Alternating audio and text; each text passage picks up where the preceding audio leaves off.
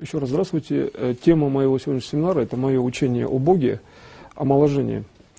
Тема в данном случае подразумевает выделение конкретных областей, когда необходимо омоложение человеку. Например, в случае, если мы имеем такое действие, как, предположим, целесообразное с точки зрения здоровья человека, или же когда человек лично принимает решение по омоложению в силу, например, субъективных причин. Поэтому тема разделена на две части, так скажем. Это омоложение по клиническим показаниям, если это необходимо для того, чтобы восстановить здоровье человека. И вторая часть – это личное желание. Значит, в первой части я рассматриваю процесс, когда необходимо рассмотреть процедуру омоложения как структуру регенерации, то есть восстановления ткани в определенный период времени человека. То есть человек рассматривается как, так скажем, глобальный уровень развития в целом мира, как система развития со всеми связями, и выделяется участок, который характеризует конкретно, что в данный момент человек имел наиболее благоприятное состояние здоровья, так скажем, внешних и внутренних событий. Поэтому омоложение все-таки в данном случае это комплексная величина. И если мы рассмотрим, как, например, делает Бог с точки зрения именно процедуры омоложения, то для него, в общем-то, здесь процесс управления, он такой, что мы имеем развитие, например, действия Бога как действие такое, что процесс молодости для него, в принципе, это процесс действия. То есть создать структуру молодости – это действие, создать структуру старости – это тоже действие и так далее. И поэтому здесь важно выделение субъективных причин. То есть душа человека рассматривает какой-то период, как период, например, молодой. Поэтому в структуре омоложения по клиническим показаниям выделение спектра молодости – это все-таки задача субъективного типа. То есть человек в какой-то период времени выделяет фазу своей личной молодости. Например, Бог себя воспринимает молодым, когда Он захочет. То есть для Бога понятие старость в принципе же не существует. Он может любой промежуток времени, например, воспринять как промежуток молодого состояния. Поэтому для Бога, например, дифференцировать, что для него молодость или, предположим, старость, это специальная технология совокупности неких признаков состояния. И поэтому получается, что для человека, чтобы омолодиться, надо также мыслить и рассматривать именно структуру, когда он имел наиболее оптимальное качество с точки зрения того проявления, что называется, например, молодостью. Поэтому первая фаза – это выделение структуры управления для молодого состояния именно по клиническим показаниям, то есть человек должен быть здоров, восстановить, предположим, здоровье. И второе – это использование выделенного сегмента информации для того, чтобы привлечь в текущее время данный сегмент информации. Затем идет фаза преобразования, то есть реакция организма на данное состояние, и фаза адаптации. И наиболее такая, скажем, затянутые или наиболее, скажем, имеющие некую такую волну давления фазы, это именно фаза адаптации, потому что как первая, так и вторая система, когда человек выделяет фазу так, как делает Бог, это, в общем-то, несложно, достаточно вспомнить 2-3 полезных понятия, да, из структуры молодости. Значит, фаза адаптации в организм – это естественное состояние, организм был молодым, в связи с этим получается, что как бы ничего такого неестественного в этом нет, а вот именно фаза адаптации к текущему времени, где есть смена социальных, физических, как бы, каких-то информативных событий. Вот это вот основная позиция в данном управлении. Поэтому, если считать, что первые две фазы это занимает там 0,01% выделения и, в общем-то, привлечения в структуру текущего времени, то в основном в структуре омоложения необходимо заниматься именно по клиническим, когда речь идет показаниям, ну, для оздоровления, да, опять же, я акцентирую внимание, иногда для нормализации каких-то событий с целью там, приобретения здоровья и так далее.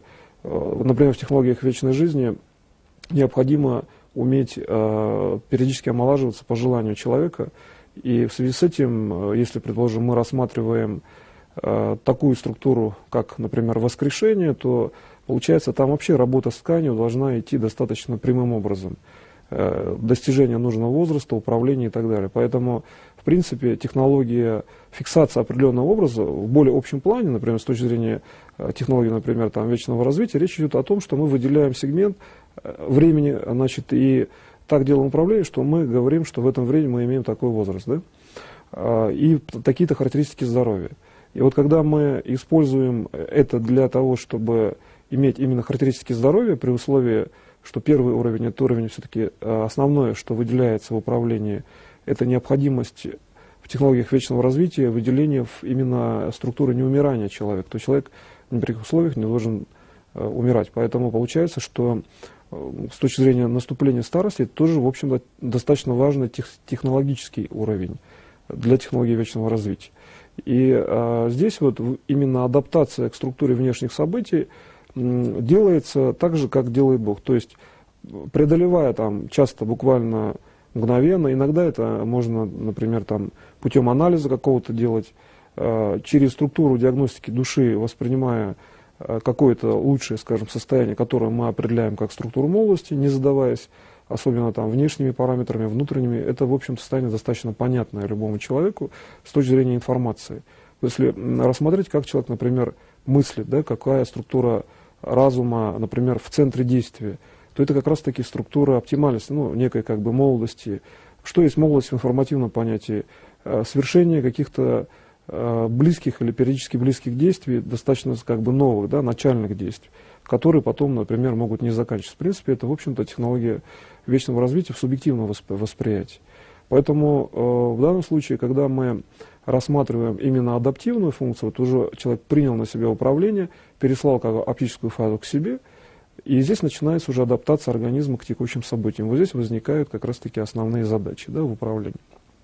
Первая задача – это выведение структуры молодого состояния, так скажем, да, которое контролируется уже как состояние, интегрированное с организмом, в структуру бесконечного развития. Если удается вывести сразу, человек омолаживается достаточно быстро, как бы одним импульсом вывели в структуру бесконечного развития и получили свет из бесконечности в свою сторону, тогда адаптация идет очень быстро.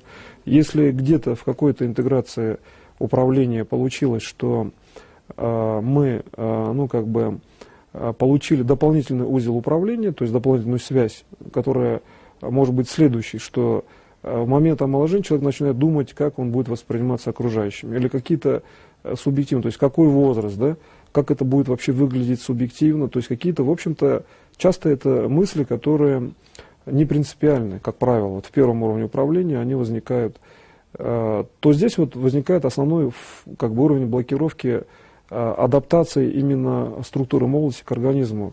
Фактически, хотя при этом может наступать физиологическое как бы оздоровление, вот проявление структуры, так скажем, молодого состояния, ну там визуально или опосредованно тем, что возникают однотипные какие-то картины в управлении, здесь уже как бы эта структура начинает быть ну, как бы медленнее по времени. Вот чтобы ускорить управление, нужно обойти структуру как бы периодического или как бы системного, в общем-то, мышления, где возникают сходные вопросы. Например, как омолодиться на конкретное там, время, да? Тогда получается, что основной задачей управления является фактически омоложение на конкретное время. Тогда исчезает целый комплекс задач.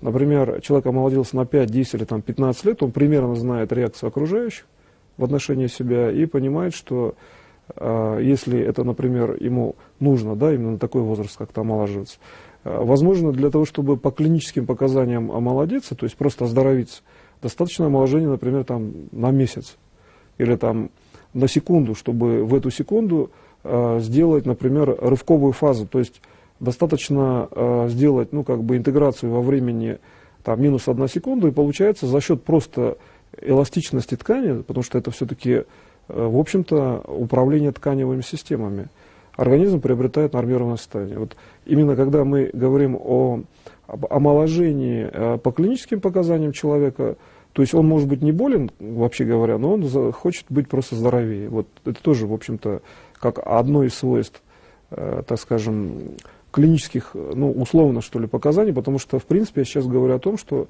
через эту структуру можно излечиваться от, например, там, каких-то проблем или, в принципе, излечивать тяжелые заболевания через структуру именно омоложения. Вот что я называю по клиническим показаниям. И при этом свойство времени в данном случае очень простое. Если мы выводим как бы организм в состояние, когда он, ну, как бы вспоминает естественный уровень, где не было заболевания, собственно говоря, с точки зрения, причем будущих событий, перебрасываем структуру будущих событий, даже не работая часто с прошлым элементом времени, то мы получаем, в общем-то, просто нормальное состояние здоровья. Поэтому получается, что это при условии, что здоровье, вообще говоря, может быть и так нормальным, но эту процедуру можно применять как бы для профилактики каких-то там проблем, да, можно применять для того, чтобы избавиться от экологически вредных систем воздействия. Вот что есть молодость? Это есть некая нормированная первичная среда. И если есть там радиационное воздействие или там токсикологическое воздействие, можно просто вывести организм вне фазы этого воздействия за счет того, что адаптивные функции как бы состояния молодости, они более высоки, да, считается так. Хотя это достаточно, опять же, для Бога это условное состояние, для Бога просто есть функция адаптации и управления. Поэтому мы, просто говоря, ну, здесь берем и условно называем, что состояние повышенной адаптации мы называем молодостью. И берем, как бы делаем ткань менее там, информативно, что ли, загруженной с точки зрения предшествующих систем развития, да, или с точки зрения приема информации. В конечном итоге мы должны сделать клетку, бесконечно воспринимающую любую систему информации. Да, получается, движение по структуре времени там, или молодости, это есть уровень, в общем-то, личностный. Как человек хочет выглядеть, так он, например, да, и выглядит. И исходя из, опять же, вот этих клинических норм, так скажем, нормы физиологических показателей, мы можем вполне считать, что это, в общем-то, средство нормирования организма, ну, в том числе здорового, с точки зрения там, ну, нормирования, например, по экологическим показателям, нормирования реагентности организма на какую-то ситуацию. Предположим, есть ситуация у человека какая-то сложная, тогда проще войти в состояние как бы молодой интеграции на реальность и среагировать как более как бы молодым способом, можно так сказать, ну, в кавычках. Например, нужно увеличить эмоциональный фон управления. Вы берете, входите в состояние, просто информативно работаете. При этом вы можете быть спокойны, но вышли в состояние, например, молодого уровня и сработали по эмоциональному типу, то есть через эмоции провели основное управление. Тогда получается, что вы, в принципе, сработали как человек молодой, который работает в это время и, например, так же, да, потому что есть, в общем-то, в коллективном сознании определенные признаки как бы эмоционального уровня молодости, определенный уровень действия с точки зрения того, как действует молодой человек, да, и так далее. И поэтому, в принципе, мы говорим так, что мы эту информацию, например, знаем, да, или там примерно знаем, кто был, например, в состоянии молодости, ну, обычным там таким же человеком, каким он является позже, то у него, может быть, нет разницы. Но мы считаем, что можем использовать условные величины, которые относятся к понятию молодости. Здесь в данном случае то есть мы можем считать, что в молодости есть определенное состояние, там, которое характеризует именно понятие молодости по эмоциональному, психологическому плану, там, управленческому плану. В связи с этим мы имеем, в принципе, здесь достаточно большой выбор управления. Вот в чем еще характеристика как бы молодого состояния, да, что ведь с точки зрения более молодого состояния вы преодолели, например, какой-то уровень управления, да, там, например, преодолели какие-то системы, которые перед вами были. Значит, у вас есть опыт преодоления, значит, вы можете преодолевать. И если взять там обычную стержневую как бы конструкцию и ввести все как бы в модельное решение, вот есть проблема, сделать некое такое универсальное решающее, что ли, действие. Просто берете форму, налагаете на структуру управления, получается, вы всегда преодолеваете. То есть состояние молодости – это состояние обязательного преодоления проблемы, получается, вот логически просто. И, кстати, в управленческом плане так и получается. С точки зрения уже личностного плана управления, например, человек не имеет никаких клинических там показаний, он здоров, у него нет экологических проблем, там, и он решил взять, как бы просто омолодиться, ну, по собственному желанию, да, это следующий уровень управления.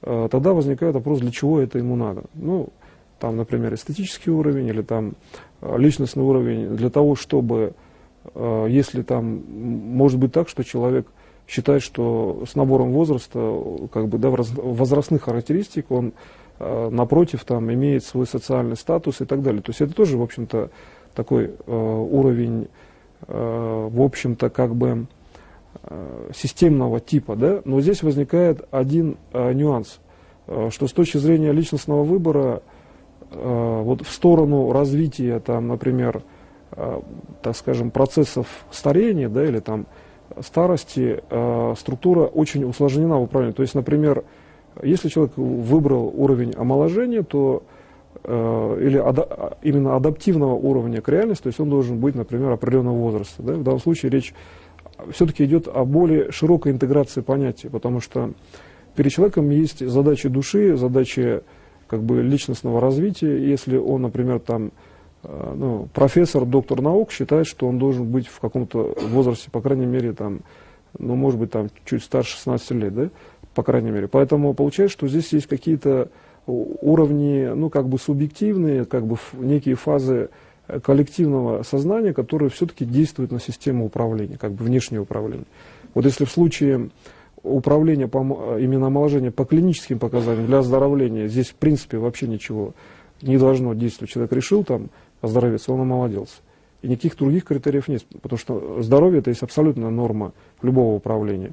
То в случае вот личностного выбора возникает очень много нюансов такого типа. Здесь можно либо привести к оздоровлению, тогда возникает вопрос, для здоровых людей это достаточно усложненная конструкция, то есть можно быть просто здоровым, зачем быть молодым, да, например. Какая разница, здоровый человек, он все равно совершает все то же самое. Ну, как бы он готов работать в любом статусе управления.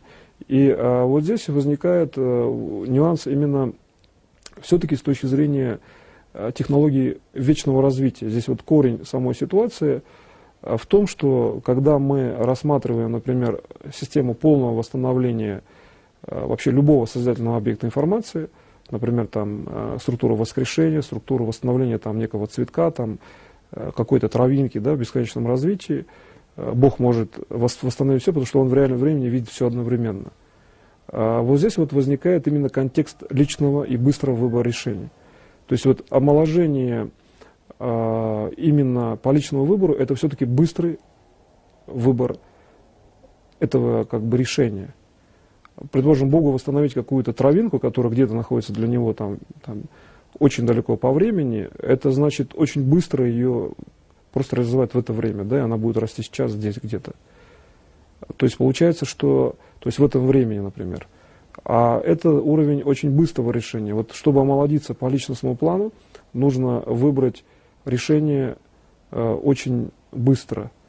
При этом при всем, в данном случае понятие омоложения имеет иногда субъективную систему управления, и, например, человек там сдает экзамен, но он раньше там изучал билет, да? Тогда получается, что он может использовать эту систему, чтобы просто в этом состоянии находиться, когда он выучил этот билет. Ну, это средство как бы тренировки памяти или средство, как бы не загружая память, все знать, да? То есть получается, что исходя из этого, это как технологический прием там, применения этого процесса. И получается, что исходя из этого мы можем, в принципе, иметь и доступ к этой информации, если мы экстраполируем как бы свое сознание, сегмент сознания в структуру вообще написания книги и постараемся понять структуру эмоциональную, там, с точки зрения возраста, потому что понимание возраста и пути исследования автора – это тоже система познания. Вот чтобы понять структуру управления, достаточно знать автора, да? А тогда получается, что вы должны знать его возрастные характеристики. Часто проще автора понять по возрасту. Достаточно рассмотреть структуру возраста, и вы понимаете, что он написал. И получается, что исходя из этого можно, в принципе, просто информацию брать, не обязательно там технологически читать тексты и долго чего-то изучать. То есть это, в общем-то, и система доступа к информации, управления этим процессом. И когда вы начинаете ставить задачу, опять же, уже тогда перейдем к технологическим приемам, да, тогда метод омоложения в этом случае, вот здесь вот я даю методологический план в определенной степени, потому что здесь уже все-таки вот система личностного выбора, она, в общем-то, делает задачу более обобщенной, и тогда нужно нормировать с точки зрения методологического плана. Значит, метод омоложения, да, по личностному выбору, просто человек захотел и омолодился, например, заключается в следующем. Там, первый метод – это нужно воспринять себя, так скажем, в бесконечном будущем как структуру проявления внешнего мира. То есть вы смотрите в бесконечность, а видите нарастающий уровень себя самого. Сначала это информативные признаки. Кстати, это очень сильный уровень развития ясновидения по контролю ситуации вокруг себя. И когда вы начинаете видеть свой как бы информативный план, вы начинаете понимать, как вы вообще работаете на уровне информации. Вот, предположим, если вы воспринимаете какой-то объект информации, то получается, что здесь вы сможете понять, как информация в отношении к вам как бы развивается, да? То есть вообще как вы работаете информацией, как вы выглядите на информации.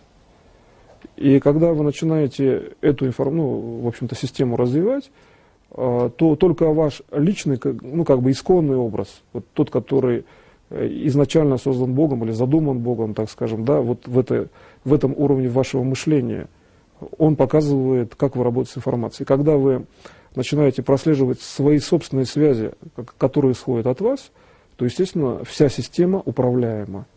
Значит, получается, что этот метод позволяет отслеживать все свои собственные связи, которые практически вы сами и строите. То есть отслеживать собственные как бы каналы, да, или там оптические системы управления. А значит, можно иметь доступ к любой своей собственной ткани в управлении, в информации. То есть, как бы, получается, не надо трогать свою тканевую систему напрямую, да, но в интеграции со всей системой связи всего мира вы можете четко исправлять систему, и какой вы зафиксируете возраст, там вы и будете. И вот здесь вот есть аксиоматический такой признак, аксиома следующая, что сколько бы вы ни делали управления дополнительного, да, кроме первой волны, все следующее управление будет все время идти лично к вам, и вам придется опять как бы делать управление фактически следующим статусом. То есть нельзя постоянно работать по одной системе, что ли, координатной. Ну, как бы говорят, там 2 раза там, в воду не входит и так далее. То есть имеется в виду, что в данном случае речь идет о первичном статусе, первичного уровня жизни. Что есть вообще процесс старения или, например, молодости? Это процесс смены некой информации. Да? И, в принципе, задача омоложения получается умение в текущем времени создать систему практически однотипную той, которой вы уже пользовались, в общем-то, при других структурах управления. Да? То есть, в общем-то, известная форма, и мы берем и хотим использовать эту форму там, вторично, фактически. Для Бога, значит, каждый элемент информации равнозначен, поэтому переход к этой форме для него это первичное явление. Здесь надо понять тогда Бога. Вот, что Он хотел для вас в этом уровне, когда Он вам дал следующий уровень развития, например, в сторону старения. в сторону того, что существует в коллективном сознании фактически, да, что ну, считается, что существует старение, например. И тогда получается, что если мы вот первичную форму смотрим и хотим понять, а зачем мы направляемся по общей фазе коллективного сознания, зачем вообще нам это нужно? Ну, можно находиться молодым, там, например, да, в вечное время или там, в каком-то возрасте. Почему мы идем так же, как все, и, например, ну, чтобы не отличаться, да, например. Значит, или что нам нужно, вот, чтобы иметь, значит, когда мы имеем признаки старения, что мы вообще хотим в этом мире. То есть всегда же человек лично выбирает. И тогда получается, что с точки зрения Бога это все-таки коллективное действие. Вот когда через макроспасение, через спасение всех, например, надо стать молодыми, то действительно могут стать люди молодыми. По крайней мере, быстро могут стать то основное количество, которое считает, что для там, спасения там, или для вечной жизни, которая тоже с точки зрения, как технология макроспасения, да, рассматривается в данном случае, надо стать молодыми, и они становятся молодыми. То есть в данном случае это все-таки точка зрения, позиция некая. Есть, предположим, определенный возраст, в котором считается, что человек должен делать то или иное действие. И вот эти фазы коллективного сознания, как некие контуры, да, ну, как, скажем, если электрический ток идет по определенным контурам, по рамкам, скажем, и некие рамки, которые фактически фиксируют ну, некую там нормированную систему восприятия. Если рассмотреть там в природе, ну, вещей, так скажем, да, в обычной природе, вот, например, улей и, предположим, там пчелы возле одного места собираются по каким-то законам своим, то получается, что мы можем разинтегрировать закон, дать им более, как бы, что ли, следующий какой-то путь развития, более, может быть, интенсивный, но при этом тогда мы должны будем показать, то есть войти в их структуру и переопределить структуру всей реальности, да? Вот чтобы переопределить структуру, человек вот может действовать так, как действует Бог, он может для себя переопределить структуру. И тогда действовать индивидуально. Но чтобы это выразилось на других, он должен тогда других научить. И вот как только процесс обучения других становится уже более-менее системным у человека, то есть он больше передает знания либо неявных, либо явных, там, предположим, лекционных, или хотя бы мысленных, или им желает там области, он все больше входит в структуру управления этим процессом по желанию. И тогда возникает следующая аксиома. Для того, чтобы омолодить, например, там, максимальное количество населения, там, весь земной шар, там, например, там, какое-то время, да, на секунду, необходимо сделать так, чтобы все получили за эту секунду, ну так вот примерно сводится по времени, знания, которые от начала их организации до этой секунды. То есть практически вектор как бы омоложения, то есть изменение структуры всей реальности. Вот для Бога же любое событие, оно равнозначно, что все предшествующее, что следующее. Да? Поэтому принципиально омолодиться там на 10 лет или там на секунду, это одна и та же задача управления. И хотя мы, предположим, вот эту вот секунду делаем, приравниваем ко всему предшествующему развитию, чтобы сменить какое-то событие в мире, предположим, да, то получается, что мы имеем такой уровень управления, что вся предшествующая работа, она как бы направлена на смену какого-то конкретного события. То есть мы должны уравнять, что мы хотим решить в следующую секунду, с тем, что мы имеем, например, как задачу собственного развития вообще. То есть одно локальное действие приравнивается к выбору всей цели, так скажем, да, развития человека до данного времени. И когда мы начинаем это уравнивать, ну, в принципе, для Бога это все равно. Бог действует один раз, но Он действует навечно, и для Него что разовое действие, что вечное действие, это все одно, вообще говоря. То есть мы, проще говоря, входим в эту же систему управления.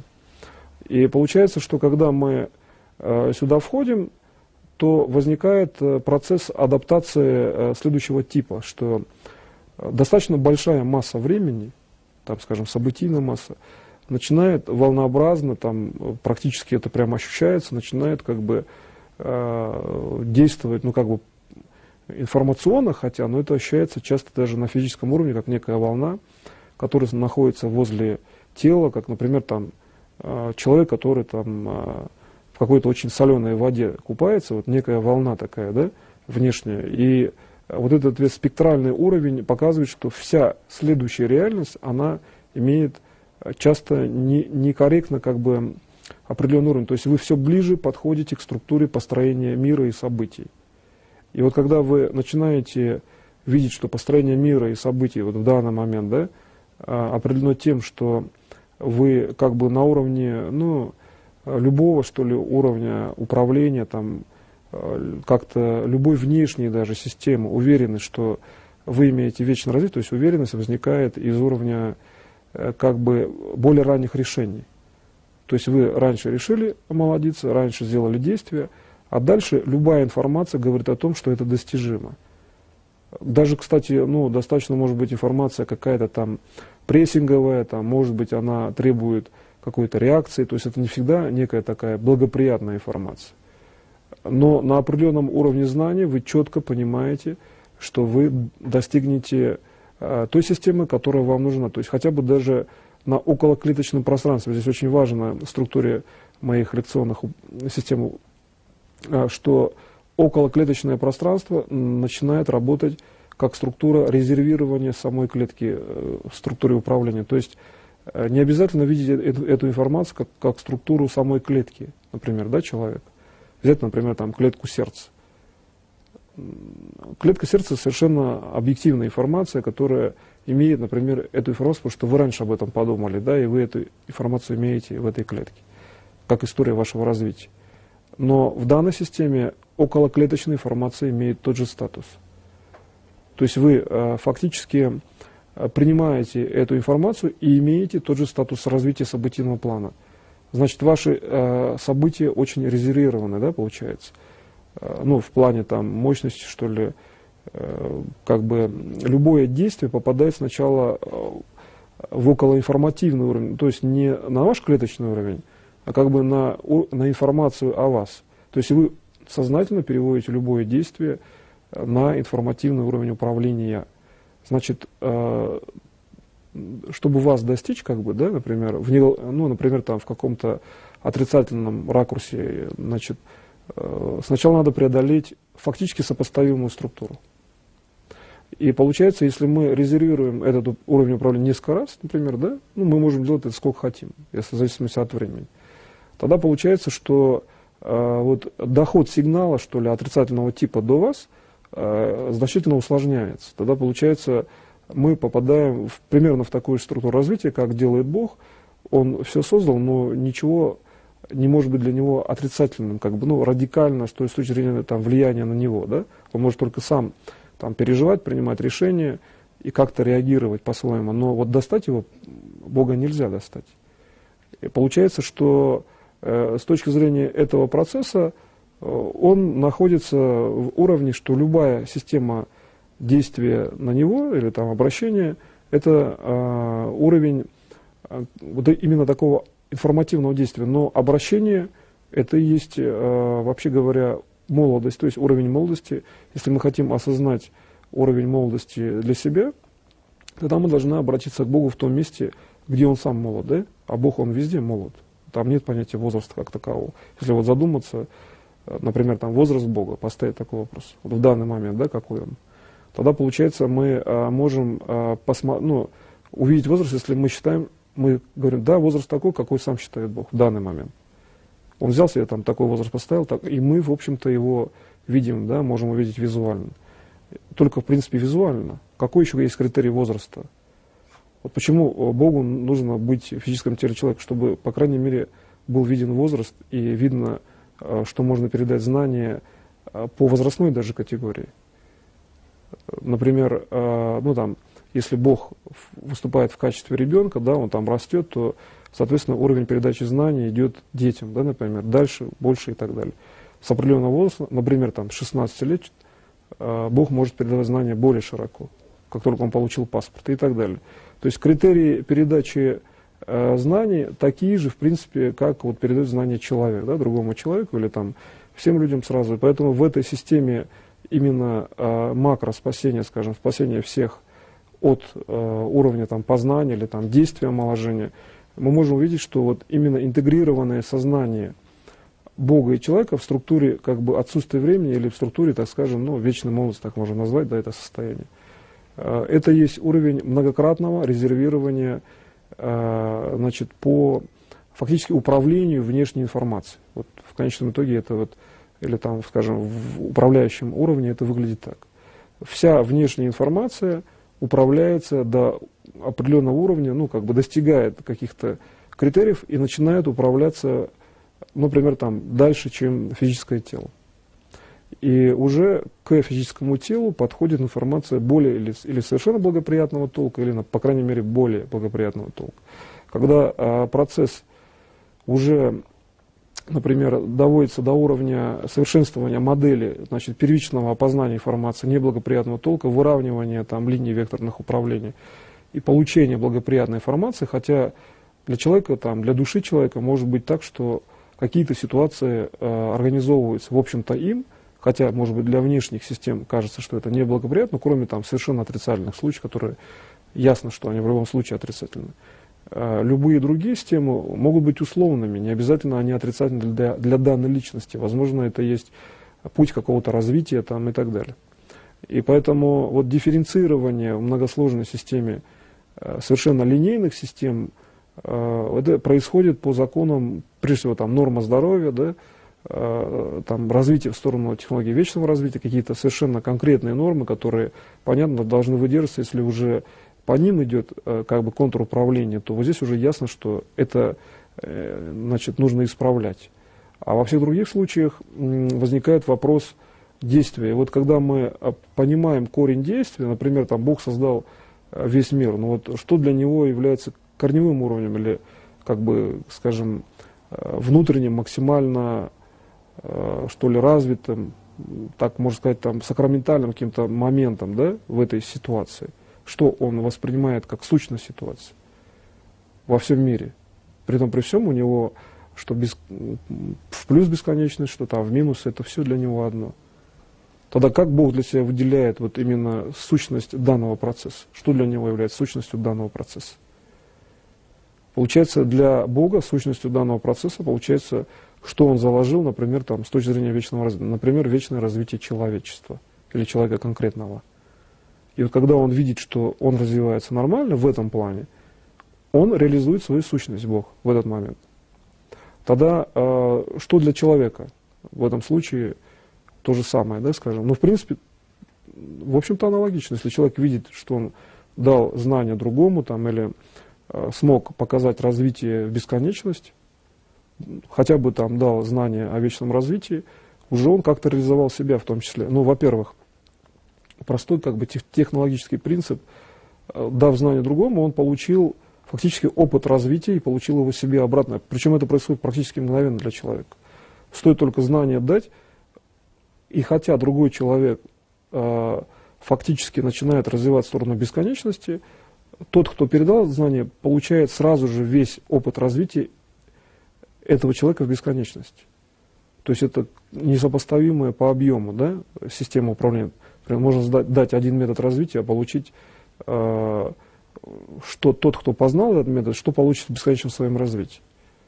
Но вообще говоря, аналогично действует Бог для того, чтобы развить там, систему мира в бесконечность. Для этого ему нужно как бы в граничной точке каждого явления, там, например, мы считаем, что весь мир это сфера, да? Чтобы сделать так, чтобы он бесконечно развивался, каждая точка сферы должна давать бесконечное развитие всему внешнему миру. Ну, геометрическая модель. То есть поэтому получается, что когда вы даете знания о вечном развитии, вы фактически получаете бесконечный уровень знания всего внешнего мира. И у Бога также и получается, он должен знать весь внешний мир с точки зрения логики, да, человеческой логики развития. Есть, конечно, логика развития от Бога, когда Бог просто видит все сразу, и у него нет таких задач. То есть у него просто, он все делает и все видит сразу. Это другая система познания. А с точки зрения логики он должен видеть логическую связь с точки зрения как бы, ну, как бы такой логики, которая считается логикой целесообразности процесса или логикой, например, возможности в развитии процесса. И вот когда мы объединяем логику Бога, например, как для него все сразу, и логику именно некую такую близкую к логике развития физической среды, которую наблюдают люди, то получается, что вот здесь в центре возникает очень простая, в принципе, как бы картина такая, методологическая, как метод простой омоложения. Значит, просто-навсего человек находится напротив физического тела Бога, и вот это вот свечение, которое проходит от Бога, оно омолаживает человека. У Бога и у человека одинаковый статус восприятия двух объектов, двух систем. И вот когда вы видите вот этот серебристый свет, то есть возникает весь внешний и внутренний мир, и вот формирование внутреннего мира ставит перед вами именно больше следующую задачу. Потому что ваши следующие задачи, они таковы, что то, что перед вами поставлено как следующая задача, она рассматривается как задача в общении с Богом. То есть точная задача, где вы общаетесь, ведь диалог — это общение, это вам ничего не навязывают. В диалоге, в общении или, например, в контакте с Богом вы реализуете свою собственную задачу, и она возникает внутри сердца или внутри физического тела и начинает развиваться. Вот для чего нужно физическое тело человеку? Чтобы показать, что он свободен, да? Он лично из своего физического тела произвел свою собственную задачу и сам же ее решает, получается. То есть ничего, кроме личной задачи, у человека, в принципе, получается, не существует с этой точки зрения в момент контакта с Богом.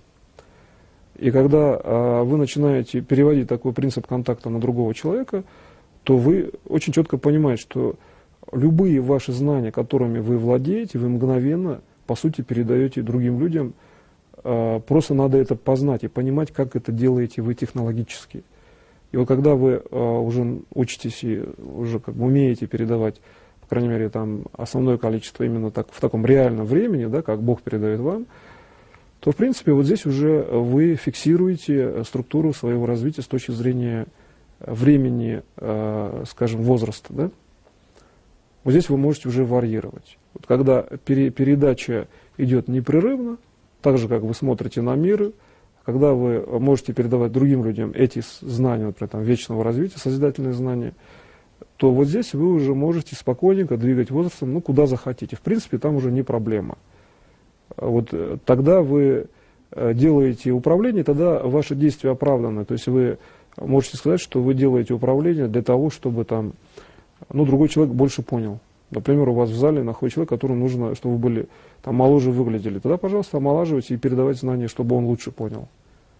Значит, и получается, что целесообразность попадает в структуру действия. Может быть, должен быть какой-то интегрированный возраст, который понятен всем, да?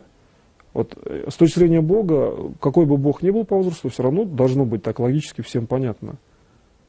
Но, например, с точки зрения ребенка, если Бог выглядит не так, как ему хочется, то есть для ребенка лучше, чтобы Бог выглядел, по крайней мере, как такой средний уровня вида человек, то есть не какой-нибудь с бородой, который, например, может отпугнуть ребенка, а по крайней мере он не должен отпугнуть ребенка, да, Бог тогда в этом случае. И получается, есть какой-то все-таки средний образ, который является образом действия. И вот в этом образе, как через некую систему лабиринтов, некого уровня преодоления, вы можете смотреть, что в кольцах или в пути коллективного сознания, где есть некий интегрированный образ, да, для чего-то он служит, то есть в чем смысл возраста или каких-то средних качеств человека в определенном возрасте? Служить какой-то задаче или выполнять какую-то задачу.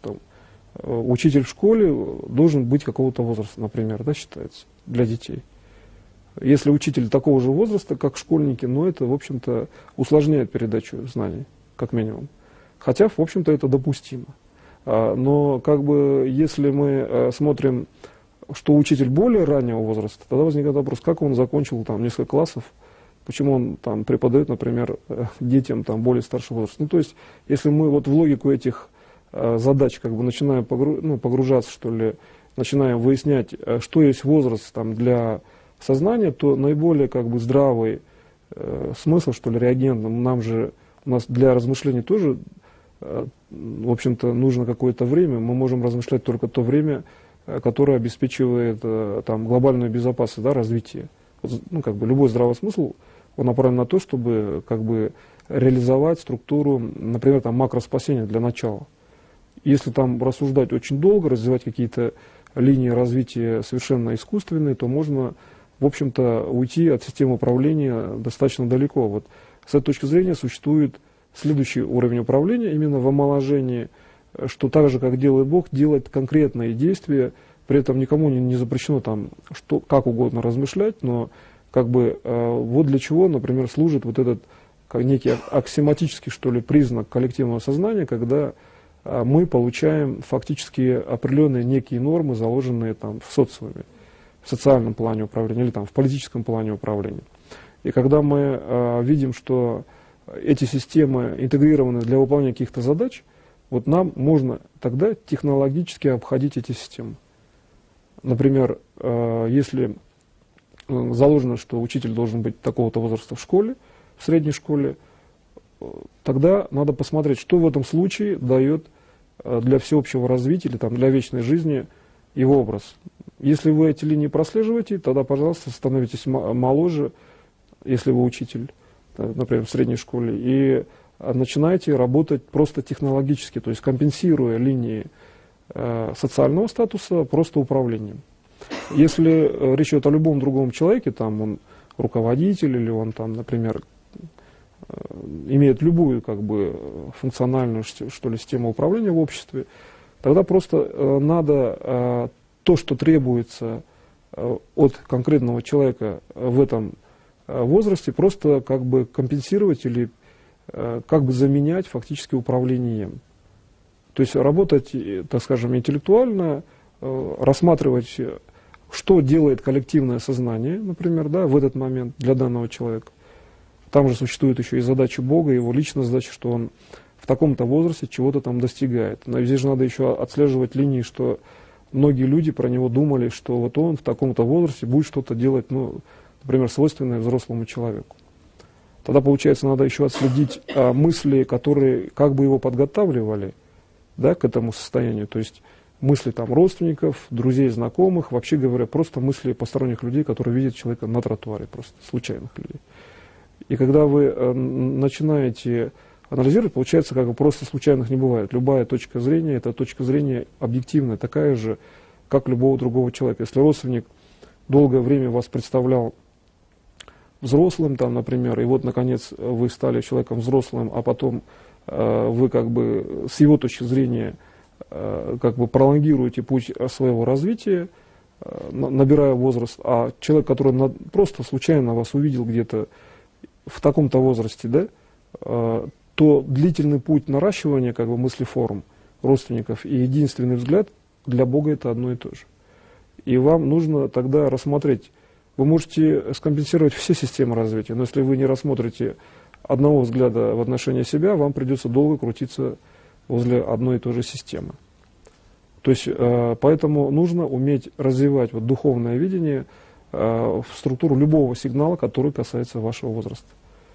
Поэтому возникает следующий аксиоматический, методологический принцип, так скажем, где аксиомой является то, что это вот именно как природа информации, так скажем, а методология это есть действие, да, в данной природе, что при управлении по омоложению именно по личному желанию необходимо рассматривать, насколько ваше желание соответствует внешней точке зрения, даже если она была совершенно разовая и совершенно случайная.